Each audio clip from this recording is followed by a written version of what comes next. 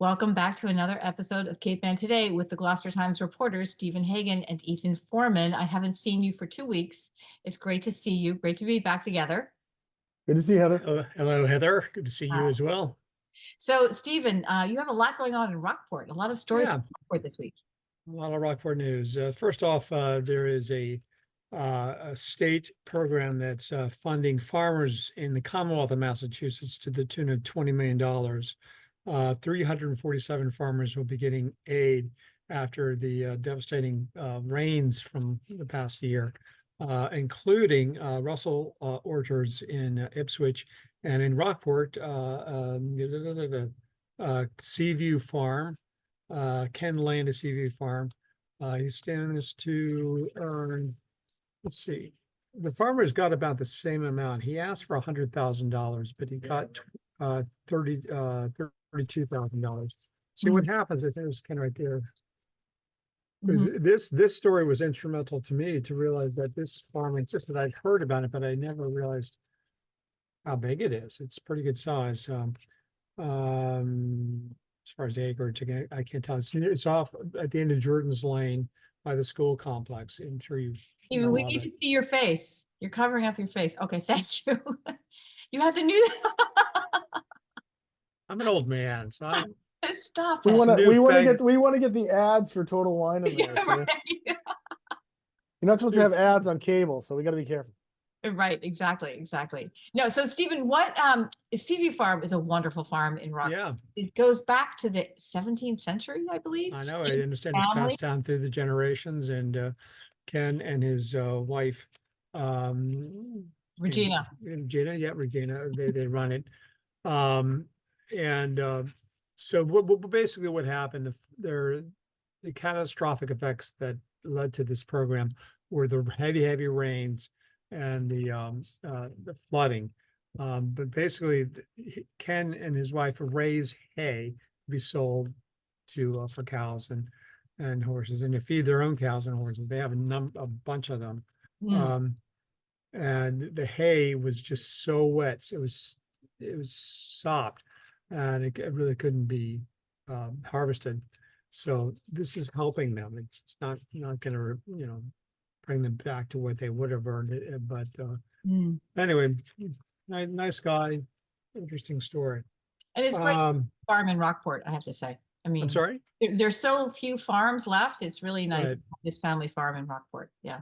Yeah, I really, it's such a cool thing. That whole area over there is it's off the beaten path, but it's it's it's a look back at the past history of Rockport.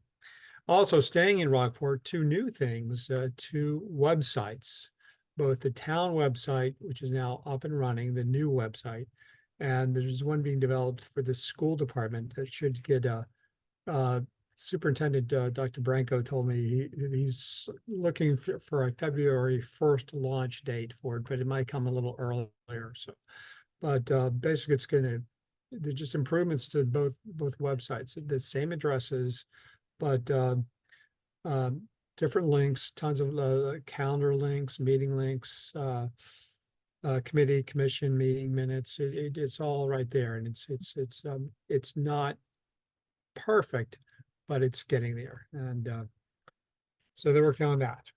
Also staying in Rockport, and this is another good news story. I did a preview of the Rockport Christmas pageant. It takes place every year. This is the 78th year of the Rockport Christmas pageant. It's going to be taking place this Saturday at 5 p.m. starting at Dock Square. Their participants will be, first of all, they'll be dressed in period dress, invoking the biblical times, and then the night in Bethlehem when Jesus was born. And they'll be marching from Dock Square up to the Rockport Art Association, which doubles as the inn, the Bethlehem Inn that Jesus and Mary returned away from. They're going to knock on the door. They're going to say, "Sorry, can't come in tonight." But they're going to go next door to the Congregational Church, where there is a crush set up, and that's where they'll go. And there'll be after that, the people, the hundreds of people that'll be there, will sing Silent Night together. I've never done it. It's a wonderful ceremony, but I will be there Saturday. It's really magical. What can you tell Yes. me about it, Heather? What do you like best about it? I like the animals best. I mean, there's Good. actually this donkey. There's donkey, yeah. And I think there might be, and there's sheep. I mean, and there's real shepherds with goats, and it's real. And the town is totally dark and quiet. It's really, Yeah, that's what I've heard. I've heard it just, I heard, I haven't confirmed this, but I heard the businesses shut down their lights. yeah, Or people try to dim the lights. You can't totally make it pitch black, but um, quiet and dark, and then all of a sudden silent night. It's got to be pretty emotional. it's very special. Yeah. Moving over to the lovely village of Essex, Massachusetts. They've been pursuing for quite some time reconstruction of the Apple Street, the reconstruction and road elevation project. It went down to defeat at town meeting. So the Brendan Zabricki, the town administrator, and town officials they basically closed out the project. The project is formally shut down now. So just Mm. wanted to make note of that. So And was there any comment from town officials about that? yeah, a lot. I mean, they obviously really invested a lot of time and capital and money, and a lot of time and seeking the grant money, which would have essentially paid for the project. Maybe not entirely, but I think about 90+% of the project, or rather between 70 and 90% of the project would have been paid for with federal grant money and state grant money. Comments are from those that supported the project, that it was necessary, that it the causeway floods. When it floods, there's only one way to get around Essex, and that's down Apple Street. So the secondary alternative is to go way out to 128 and come back. So for public safety vehicles and the police and fire, they really wanted it to happen. But the opponents just thought it was too big a project, that it would just harm the historic nature of the road. It's a beautiful road, as you've probably been on before. So basically two sides, Mm. but voters said no. Finally, going back to Essex, over at the national, or not the Right. Essex. Newspaper down. We need to see. I'm so sorry. this. We're trying to listen. We got some back page ads. Yeah. We gotta get those in there.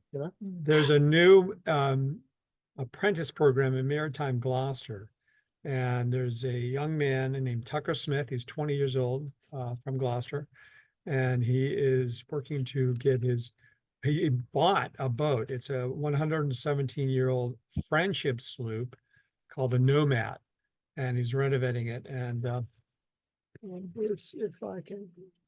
Oh yeah. Oh, there he is. Ah, So anyway, Tucker is really an inspiring young man. He's a young man, but he's very ambitious. He's very dedicated to the craft of being a maritime sailor, fisherman, whatever. He wants to be on a boat.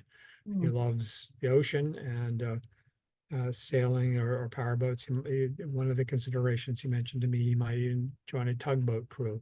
But basically, the world is his oyster, and he has a lot of options. So, okay, yeah. Ethan. What's happening in Gloucester this week? I know there's some holiday festivities, right? Gee, would you notice that? I don't know. Yeah, well, I saw a beautiful menorah in front of the temple. Ahavat Rahim, yes. So yeah, no, I mean, if you were in Gloucester this weekend, it was a great weekend. I took my wife out to see the unveiling of the Generous Gardeners planters at the Fisherman's Memorial on Stacy Boulevard. Generous Gardeners was there. And they also had Ann Glardy Johnson, who is designing the changes to the plaza. And Chris Williams as well, the sculptor who created these beautiful new fish baskets, Essex Sky. Essex sculptor, artist, and really amazing uh, um, fish baskets. If you go and you see them, you have to look really closely because they have different fish, all rendered beautifully: lobsters, squid, octopus, haddock, cod, a wonderful addition to the Fisherman's Memorial. I mean, everyone knows that the Fisherman's Memorial is really Gloucester. Stacy Boulevard is such a treasure, and this is an addition that's going to be there 100 years from now. During Gloucester's 500th celebration, they'll be talking about this. So they had a nice crowd up there. Again, generous gardeners spearheaded the project. The city, the state, was also involved in funding this proposal. Mike Nacella was mentioned as somebody who gave some funding to help start this project. And yeah, hats off to everybody who pulled this off. The mayor was very enthusiastic about this project from the start. They actually brought him in to see a preview of the planners, and it's like, I'm not gonna say he cut a check right there, but the city basically bought one of them. And using funding, I say ARPA funding, to help spearhead this. But wonderful event. And then we walked around. I didn't get to see the Middle Street Walk, but I heard that it was quite well attended this year. And then we went to the Lobster Trap Tree lighting. I think there was over 1,000 people there at Salem and Jacob Park. I've never seen that many people down at that park. It was amazing. They set it along the harbor this year because they couldn't do it on Main Street because of the renovations to the Gloucester Gloucester Police Department. And then so they set it down at Solomon Jacobs. I wonder if they're going to do this every year because it's quite a nice setting. Now, if you're a downtown merchant, and the Middle Street Walk and everything, I don't know what the logistics are, but I don't know if that had any effect on it this year. I really can't say, but it was such a beautiful setting with the harbor and everything. And they had a band from the East Gloucester Community Church was there, play some tunes. I had a little bit of microphone problems. Senator Bruce Tarr and Mayor Verga were also there. Now, this project is spearheaded by Art Haven. Tracy from Art Haven was there as well, made some remarks. Kids painted 900 buoys, 400 traps for Gloucester's 400 year, and there's over 900 buoys, and it was an amazing sight to see it lit up. Yeah, so any more holiday festivities going on? On Friday, that past Friday, the Cape Ann, Bruce Tarr's toy drive finished up. He goes all over the North Shore, Merrimack Valley, winds up in Gloucester at Cape Ann Savings Bank. They had a great sort of holiday party. Was live on the air through their broadcast, their new broadcast partner, Costa Media. And yeah, it was just really wonderful. And because they had raised more than $10,000, Bruce Tarr led everyone in the singing of Lou Monte's Dominic the Donkey, which I have a video of, which I can I think we put up a video of it. Yeah, it's really fun. Yeah, well, we could put it up if you want to send it to me. Oh yeah, no, I'm gonna put it on YouTube, but That's a good idea. Yeah, that's a good idea. If I ever need a favor from the senator, no, just kidding. Just kidding there. No, then they had to get the toys up to the Action Inc., where the collection is going for the Cape Ann Kids Holiday Fund. So this holiday fund goes every year. Now, the last couple of years, it was kind of virtual. They were collecting gift cards. This year, their toy store is back in person. And I think they're getting something. They have to do 1,500 kids this year. They have to provide for on Cape Ann. So that is wrapping up. I'm going to get a preview of that on Thursday. The toy store has been set up at Pathways for Children. Now, the Cape Ann Kids Holiday Fund is a joint effort collaboration among 3 really great human service agencies: Action Inc., Pathways for Children, and Wellspring House. So they, instead of having them have separate toy drives, gift card drives, they're doing that. So yeah, it's amazing thing. I don't know, as soon as I say, I'm sure if you wanted to drop off a toy to Action or to Pathways, I'm sure they'll accept it. They'll keep accepting those donations when they use them this year, last year. But the deadlines for a lot of those have passed. I know that the American Legion tonight, on Thursday night, is going to be bringing their toys.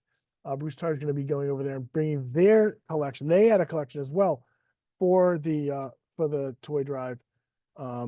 So that's all going to wrap up tonight. So yeah, the holidays in Gloucester are something special, and I think we were treated to some wonderful events this year. And I know it's probably too late to tout this now, but it's men's night tonight in Gloucester, this shopping event. So we'll see how that goes. Are you going to that, I Ethan? know. I have a feeling it's a little bit more subdued than ladies' night. Ladies' night, I actually did see Ladies' Night because Yeah. it coincided with the toy drive, Tar's toy drive. Yeah.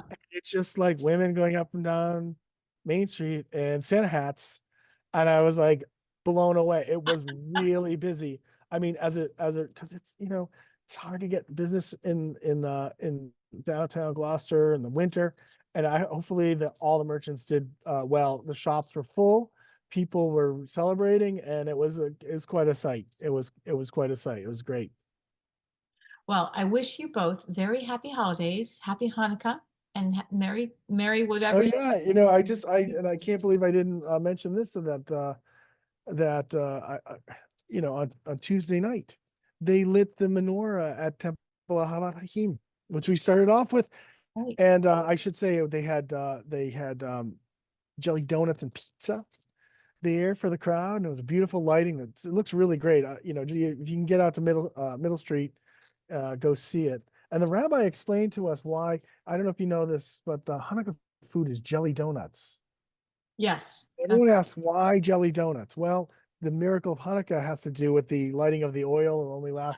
This only had enough consecrated oil for one night, and it lasted for 8 days. Mm. So it's a festival of food. You eat potato latkes fried in oil and jelly donuts. These are delicious jelly donuts.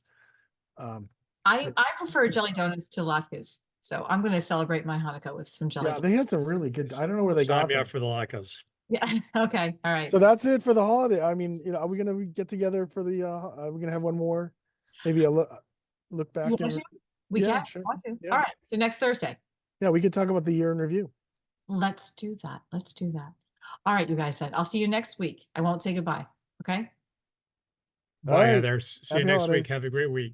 Bye. You too. Interested in a sponsorship? Email sponsor@1623studios.org to learn more.